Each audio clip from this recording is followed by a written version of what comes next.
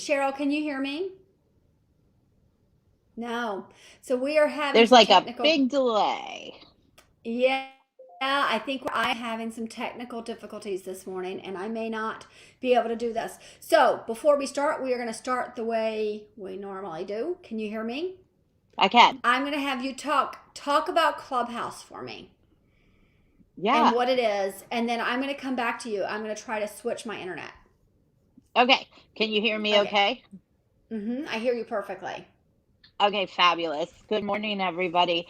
Yeah, Ann wanted me to talk about a little bit about Clubhouse. I pretend to be a know-it-all when it comes to Clubhouse. I really don't. I'm just learning and stepping into the waters of it. But it's a new social media platform that has really hit a tipping point, and so many people are joining it. But it's really cool because it's very different than all the others. It's very different than Facebook and Instagram, and it's more social than media. And the whole idea is to kind of get people talking without any visual. So it's kind of like podcasting meets roundtable discussions, and it's really kind of interesting. If you enjoy having great conversations and learning, being able to take it with you anywhere you go, like a run or in the car, Clubhouse is really awesome. It's interesting. It's still in beta, and they've only opened it up via invites for iPhone users. How interesting is that? That was the demographic they chose, you know? They tried to be very politically correct and think, oh, let's figure out how to not blast the system and, open it up to everybody, which I thought was pretty interesting. And a lot of my Android friends are like, well, I don't know why they didn't choose us. Probably because there's more Android users than iPhone users. And Android users tend to be very analytical. So they'll probably be like, well, this isn't working and this should be done. They wanted all the chill iPhone users to be like, hey, this is cool. Kind of funny, right? But soon it should be open up to everybody. But I just find it a really neat platform. I've been able to get into rooms with celebrities and actually talk to them. So it makes kind of everybody able to talk to everybody and be able to choose what categories and topics you really enjoy and categories and topics that you really want to follow and learn more of. So I'm excited. Ann and I took the plunge 3 weeks ago to start our own room. So anyone can start their own room and have people join that you know and people that you don't know. So it really gives you the opportunity to expand your network and meet really cool, interesting people that you normally wouldn't find you or you wouldn't find them. And it's just a really Cheryl, cool platform. can you hear me Yeah, now? I can hear you. Awesome. I'm so sorry. Thank God for Cheryl. So let me do the introduction. How cool is that I have a guest on here who can just run with it while I'm taking care of the technical difficulties behind the scenes here. I knew this morning that this might be a problem. We were having a few different things happening here in our house, and I thought it might be a problem. But we are ASMM Digital, Small Business Connections. We are the podcast for entrepreneurs by entrepreneurs. It is our goal each and every week to give you something you can walk away with and put to work in your business. Last night I had a cancellation. We were supposed to have a woman come in and talk about entrepreneurship as opposed to entrepreneurship, and she canceled, and she's going to come on in a few weeks, so that'll be great. In the meantime, I called Cheryl at about 9 o'clock last night and said, Cheryl, can you please come on my show tomorrow morning? And she agreed to. So we are going to have her on. We're going to talk about Clubhouse. She just introduced what Clubhouse is. We're going to tell you how we're using it in a new and clever way to build business, and to build our brand. But before we start that, I want to tell you that we are streaming live, and hopefully we'll continue to stream live, and we'd love to see your comments. If you leave a comment on Facebook or YouTube or Twitter, we'll get that comment and we can answer it. And you've got live people here who can answer questions for you. So ask them. It is a great way to get your questions answered immediately. Ask the questions, we can get back to you. Also, I want to remind you that we are a small business. We are ASMM Digital's marketing company, and that means we need your help. Please subscribe. We're not making money off of this. This is something we're doing because we want to offer it to people. We want to highlight businesses. We want to get people in front of people, but we can't continue to do it if we don't have subscribers, if we don't have people who are showing up and supporting us in some way. Because eventually, if I get enough subscribers, I can monetize and we can just let this podcast pay for itself and not have to pay for it out of ASMM's pocket. So help us out by subscribing. It's really helpful. All right, Cheryl, back to you. Before we go back into Clubhouse, introduce yourself. Tell us what you do, because you've got a really interesting company. Thank you. Yeah, well, I'm Cheryl Cage. I'm a co-founder and part of the partner advisory team at MyCore. We are a 5-year-old company that started in Annapolis, Maryland, with big dreams to just really change the way of work. Small business in this country hasn't been supported just because of how life has been going. I mean, 98.6% of businesses are small, and it seems like all the big companies and the big help are for big companies. Right, So, absolutely. yeah, so we really set out there to help businesses with under 100 employees run their business. So we handle payroll, benefits, HR, bookkeeping, accounting, and taxes, and we do it horizontally. We do it getting the best people that are in each of those verticals to work together. And we charge a subscription to do that. So you as a small business owner aren't trying to build your business and go through the learning curves of vetting those industries and those 6 silos to keep yourself in business. So really cool. It's Absolutely, our yeah. one thing. It is your one thing, which is actually leads us into Clubhouse and how you and I are going to use this, how we have been using it the past few Yeah. weeks to. So I am all about, so we're building our brand, but it doesn't have to be in your face. When you're building your brand, it doesn't have to be in your face. Being more human, being the person that people want to talk to is Right. really helpful for small businesses. Now, if you're a major corporation, the CEO doesn't want to talk to all the people who, the CEO of Target They doesn't want to talk can't. to all of their, yes, Right. they can't. Even if But they for want small to. businesses, exactly. But for small businesses, we want to have those conversations. We're looking for that interaction. And so you create things that are a clever way of showing people that you're there and that you're available and that you know things, that you are the expert in your field. That's So right. you and I are doing something interesting in that we're doing basically a book club. And I had the book on my desk. You had read it. We picked it that way. It's called The One Thing. Hmm. So By tell a Gary little bit Keller. of exactly from Keller Williams. That's right. Um, yeah. And so tell a little bit about how we're doing it, what we're doing with it. So it's real exciting. We're opening this Clubhouse room. It's available to anybody that is in Clubhouse. If you need an invite, reach out. I've got several. You have to be an iPhone user or have an iPad. That's the one Right. stipulation right now until Clubhouse is out of beta. Um, but what we're doing is at 10:55 every Monday, you and I are opening up a room and we're discussing chapter by chapter the book The One Thing by Gary Keller. We'll be covering chapter 4, which is a great chapter. I'm real excited to do that with you today. But it's really neat. Leaders are readers, and that's the title of our room. We feel Right. that if you want to be a great leader, you have to work on yourself. You have to grow. You have to constantly be a student and be a student personally, professionally, and in a leadership way. So we started this internally in our company years ago. Many of you who know me know that this is part of the culture that is MyCore. We get together every Wednesday and read books. We've read 24 books as a company, but it's really cool when you can read based on where your company is at that time, read books to really support, and then have these calls weekly, these come together meetings where everybody can bring their viewpoint and feel that they can Absolutely. openly discuss it, right? And we don't like to Right. necessarily call it a book club. We actually in our company call it hard talk. You and I call it leaders or readers.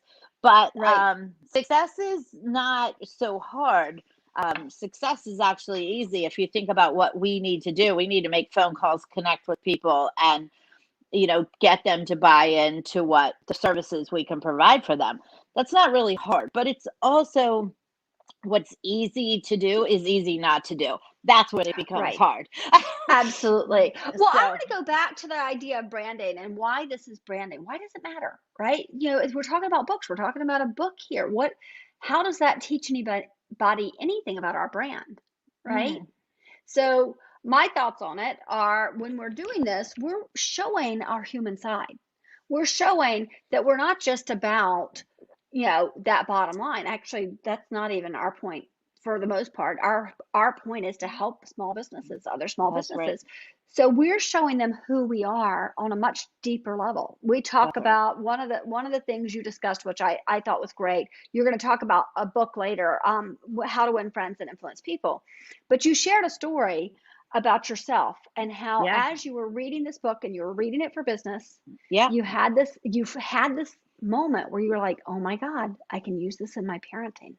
Yeah. And that shows. So tell a little bit about that, but it does show who you are as a person when you talk Thank about you. it. Well, Yeah. the book is How to Win Friends. Actually, have it right here. How to Win Friends and Influence People by Dale Carnegie. This is a really old book, 70, 80 plus years.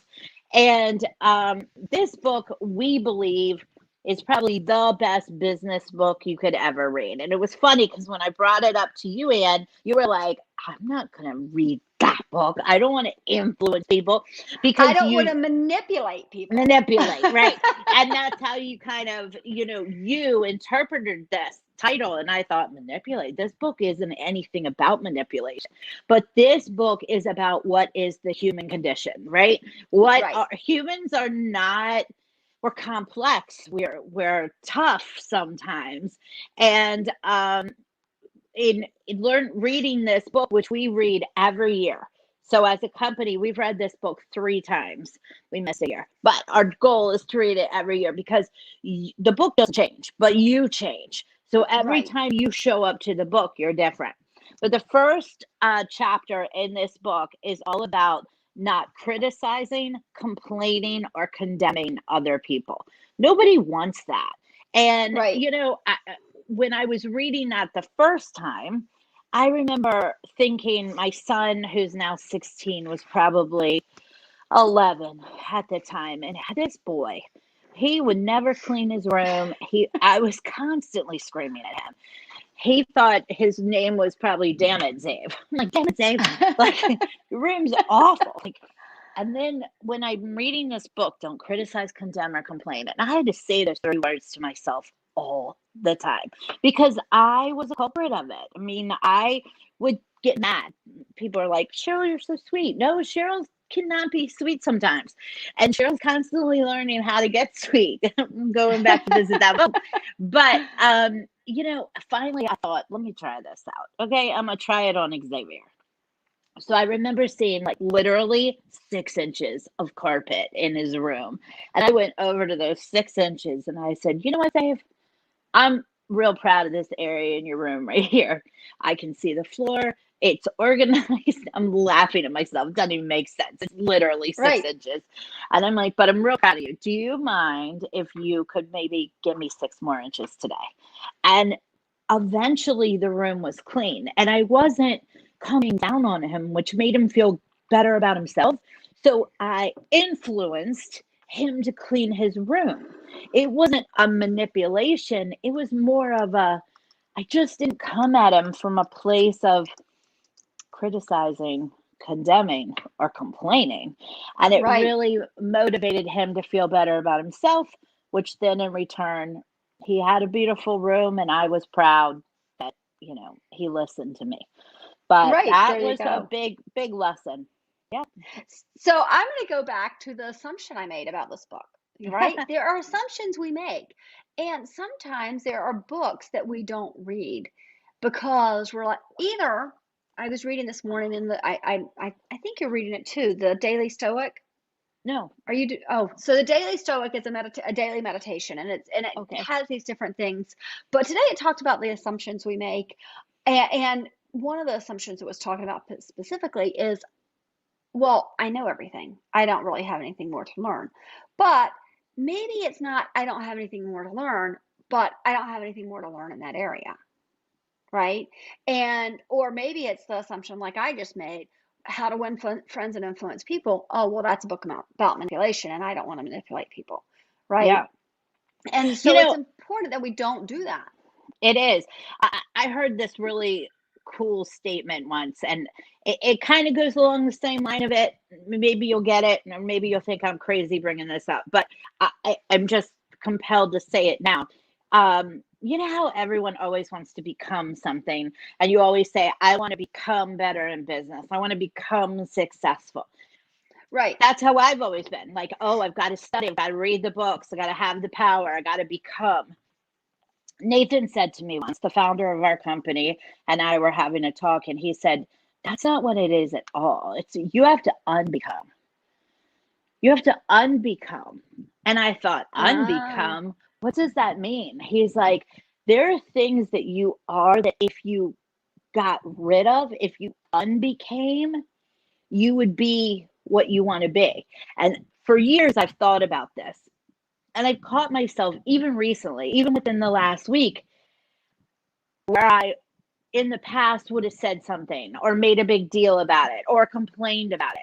And I've just learned to be a little quieter and not accept things that aren't mine to accept, which then I remain calmer, cooler. I have unbecome some things that I used to become, but it wasn't until I heard that statement. So we're always thinking of becoming, but if you think of what do I need to unbecome to achieve what I really want? Absolutely. That's It's really something good cool to think about.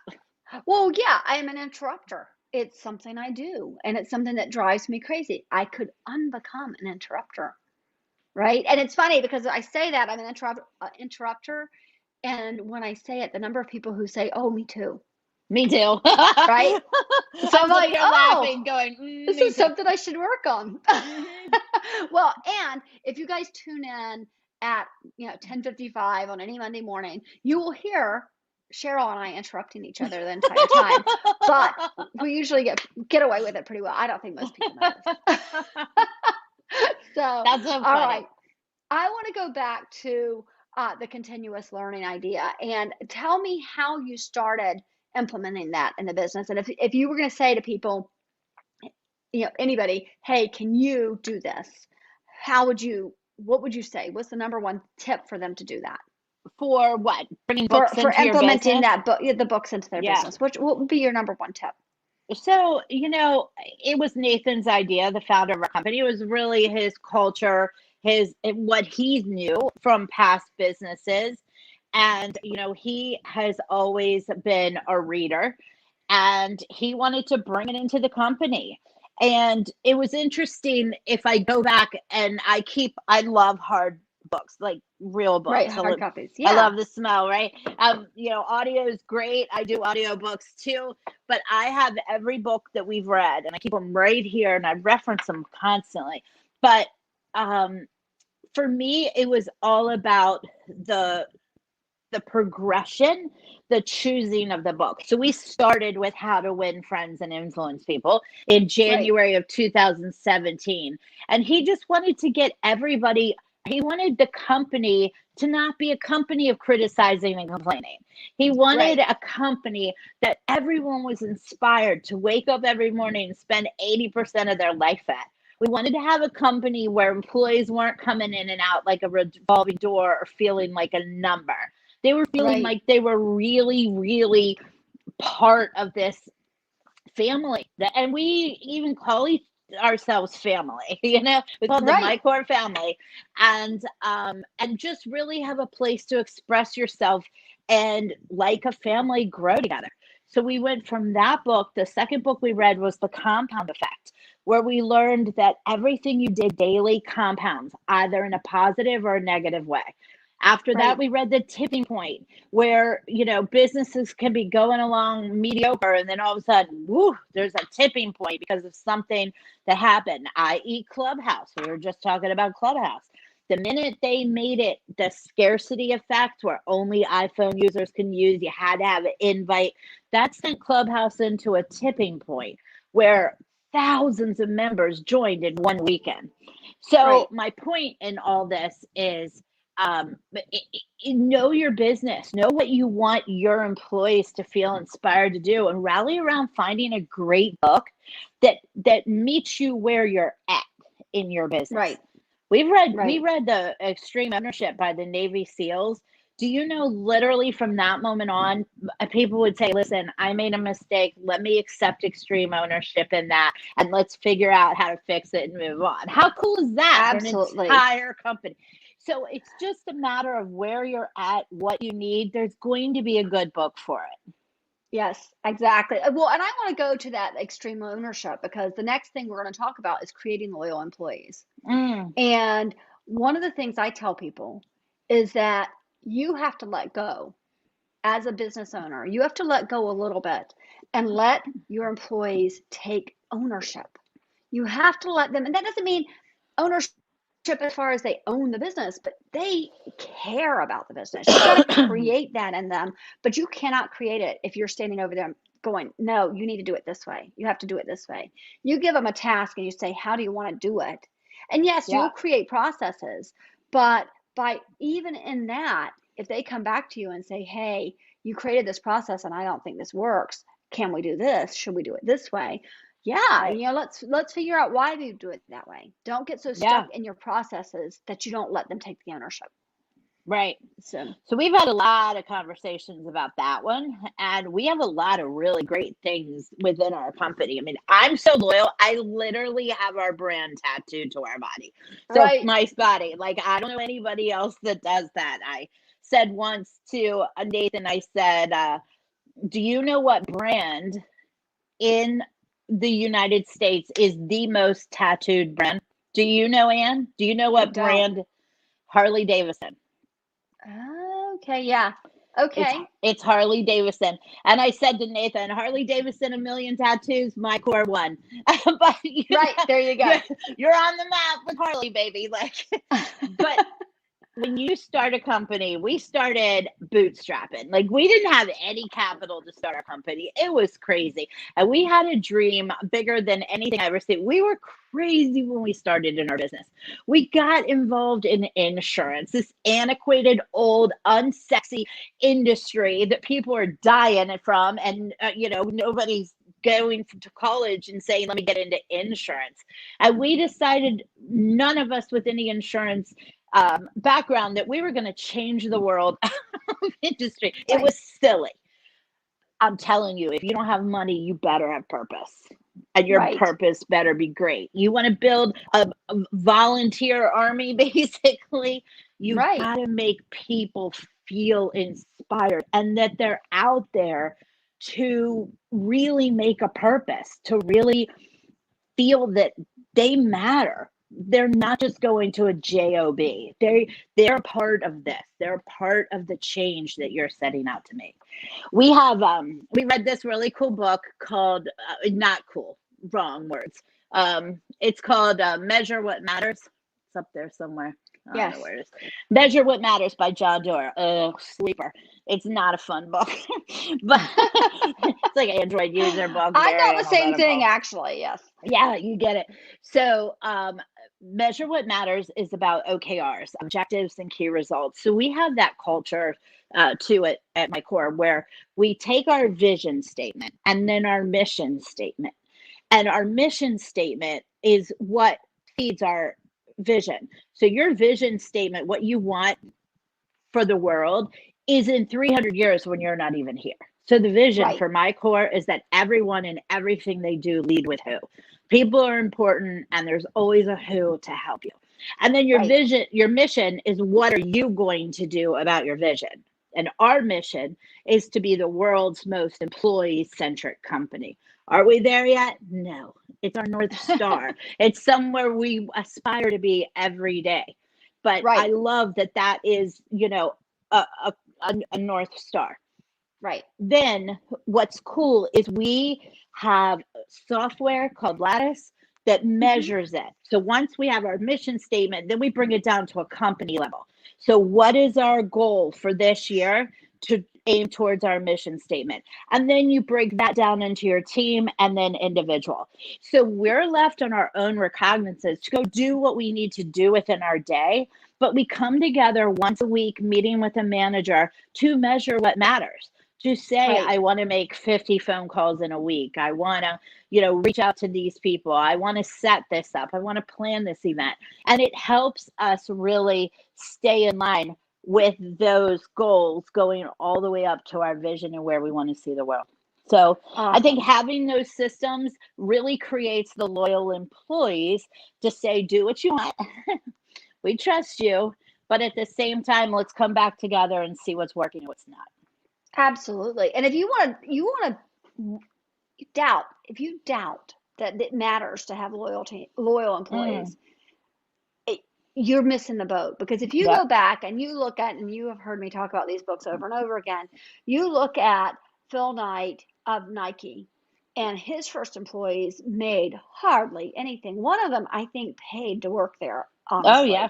honestly. I mean, really, because he was like, it matters. I know we can do something here, right?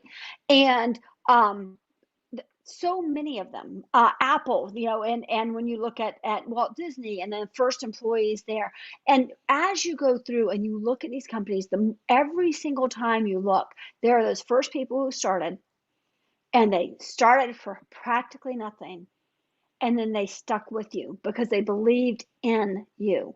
If you have to pay people exorbitant money to work with you, and then you're worried about them leaving, then you need to start over and figure out what it is that you're doing wrong, because people will stick with you if you've got a purpose, you've got a mission, you've got something that is bigger than yourself to bring them in. I That's think right. and I think too many people don't realize how important that is. Yeah. So, all right. So we already talked about the books. I want to go back to the one book. The one books. I put it that way, and that's my fault. The The one one thing. thing. So talk about this book, and then we're not going to tell too much because we're going to go on to this later this morning at 10:55, and people can join us there if they want to. But tell us, what is the premise behind this book? So, you and I are about the same age, and that really cool movie that came out in the late 80s or early 90s, City Slicker. So many people watched it with, Oh my what's gosh, his no, name? I'm forgetting It's like Billy right on the tip Crystal. of my, Billy Crystal, and Billy yes, Crystal. That's it, Billy Crystal. Right. So it was a Billy Crystal movie where he and some of his friends, were corporate guys from the city, from New York, and they wanted to go to a dude ranch in Colorado, I think it was, like, and just kind of have a midlife crisis. So they go out there and they're going to be herding some cattle or something. And there is a really scary cowboy named Curly.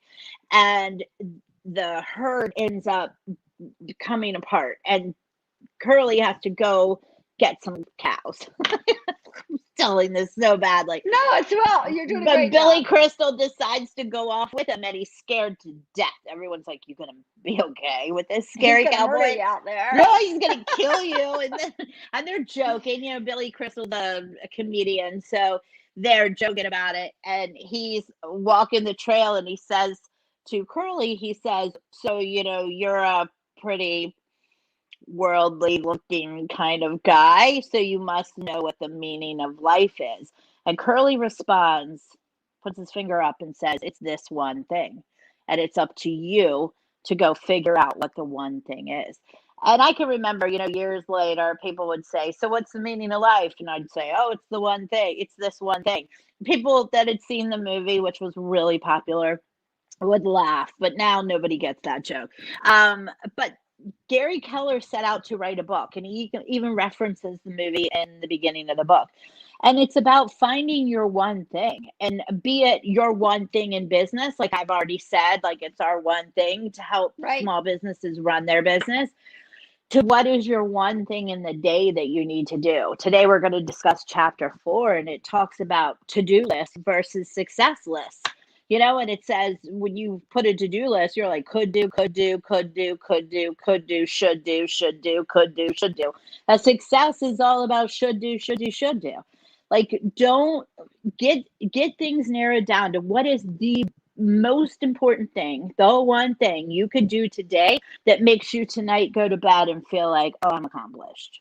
Right. I had a great Exactly. day. Yeah, Absolutely. Yeah. So it is really, really good. And the further I get into it, the more I think, the more it's got me thinking about things. As a matter of fact, I changed some things again in my business this morning because I thought, oh, wait a second, this book, that makes sense. This makes sense as you're going through. So it really is good. And I'd love for you guys to join us. If you don't get us this morning, which is the 15th of March, maybe you'll get us next Monday morning at 10:55. But we'd love to have you in. Both of us have invitations. If you need that's an right. invite to Clubhouse, let us know. We'll get you in there. For sure. I want you to do me a favor. Tell people how they reach you. Oh, well, you can reach me really on any of the social media platforms. Cheryl Cage is where I can be found on Facebook, at Cheryl Cage on LinkedIn, at Cheryl Cage on Instagram, TikTok. I'm everywhere. You can also find my phone number. It is posted again anywhere. LinkedIn, and Facebook have my phone number. And my email address is cheryl.cage@leadwithmycore.com. Yeah. Awesome. I'd love a Cheryl, connection call. Yeah. yeah. Cheryl, thank you so much for this. I You're love what you do. welcome. I love that you just said yes. I was like, who can I call who will say yes for tomorrow morning when I'm calling them at 9 o'clock at night? Let's go. And you were the one. I knew it right away. So give me 1 second to give everybody their reminders of what's coming up, and I'll be right back to you. Awesome. All right, everybody, we will be back next week. We'll be back with Allison C. Williams, and we'll be discussing actually more stuff for entrepreneurs and how to put things to work in your business. That is our goal every week. I want you to get so excited about this show that you leave and you think, I have got to implement this right now. And I have a show that I listen to like that. I listen to Lead to Win with Michael Hyatt. I love that. But I've also started listening to Tim Ferriss, the Tim Ferriss show. That one takes a lot more dedication, and I will give you a hint. Skip over the first 6 or 7 minutes because it's all ads. We don't do that here. But after you get past that, he interviews amazing people who have done amazing things, and I every single time leave with something I can put to work in my business. So that is something to look for as well. So Michael Hyatt's Lead to Win and Tim Ferriss, the Tim Ferriss Show. Those are both great podcasts. But we're a small podcast. We're not a big podcast. We don't have a lot of money to throw behind this. So you can help us out by subscribing. Subscribe wherever you listen to podcasts. Leave a review wherever you listen to podcasts. And really importantly, please go to YouTube. Please subscribe there. It helps us a lot. And if you want to do it, share this podcast with your friends. That helps us a lot as well. So let me get back to Cheryl. Cheryl, you are just the best. Thank you so much. Thank you. This was fun. This is fun. Everybody else, we will see you next week. Take care. Bye-bye.